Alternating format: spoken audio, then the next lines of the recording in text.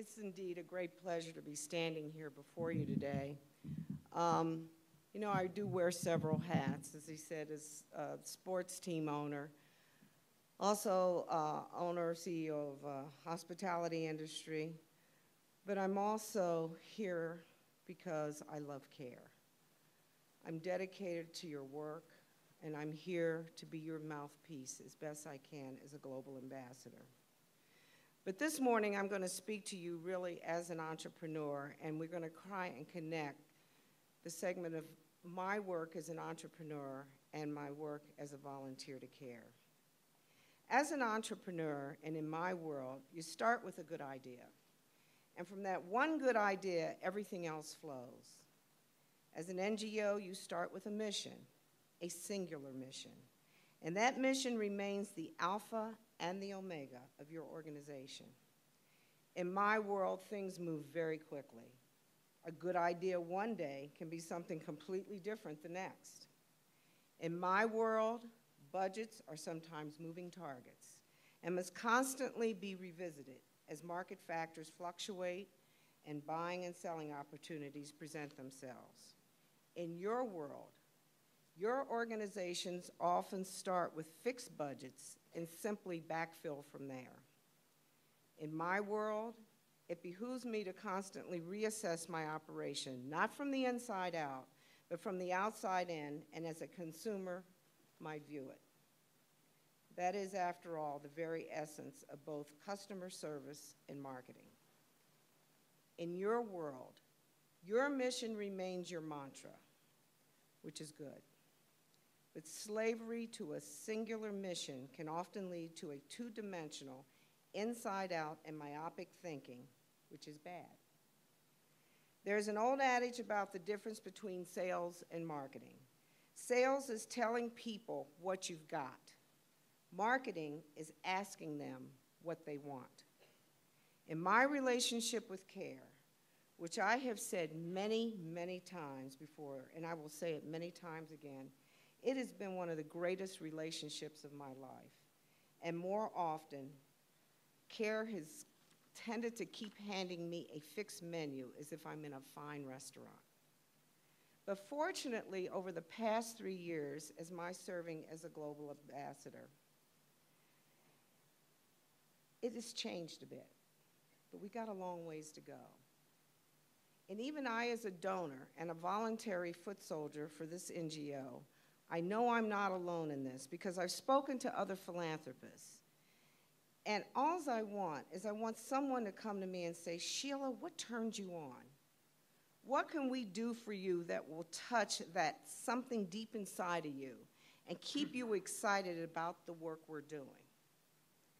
If any NGO knew me, and I mean really knew me, it would not be trying to pigeonhole me into an organizational chart. They would be brainstorming about ways to harnessing the renaissance and nature of my worldview and putting it to work for me as much as for them. In essence, I love for any NGO that wants to work with me to start thinking just as I ask all my senior staffers to think, like entrepreneurs. Just as I ask the people who work for me to imagine and develop innovative ways to bring the different elements of my life together and to generate both value and synergy, so too am I asking any NGO that approaches me to stop thinking so much like a branch of government and to start thinking like a hungry young internet entrepreneur or some fertile mind capable of imagining the next Starbucks or the next Geek Squad. CARE is making and is still working on this remarkable transformation in this regard. Where they once managed and thought in silos, influence, and responsibility, they are now beginning, and I emphasize just now beginning, to be far more collaborative and entrepreneurial in their thinking. And that came because they got to know me, and I them. I pushed, and I pushed.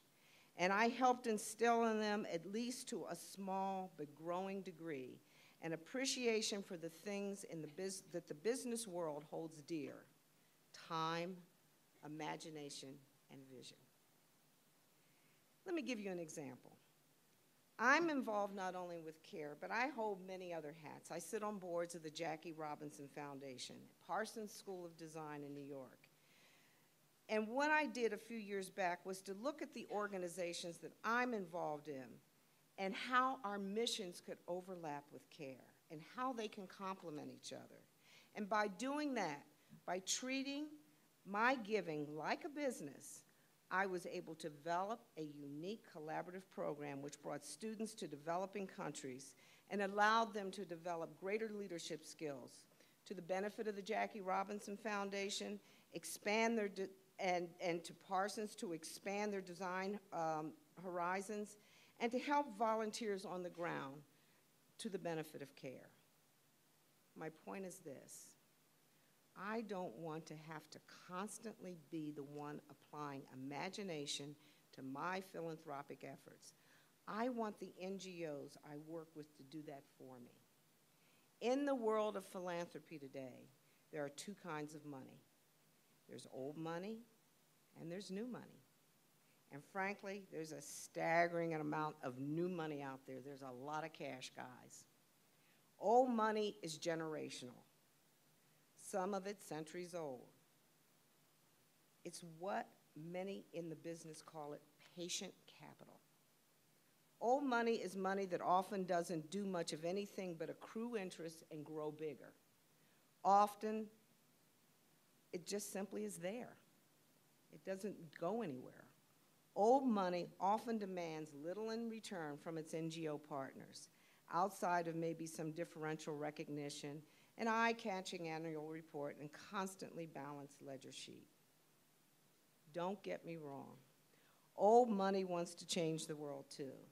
It's just as I said, old money is patient capital, and it can afford to wait for the world to change. Those who adhere to this old school philosophy of giving are often born to money, and their approach to philanthropy is far different from those with new money. People like myself and many on the vanguard of modern philanthropy. New money is often far more demanding. The people who possess new money often treat giving like they do their core business. I know, because I'm one of those people.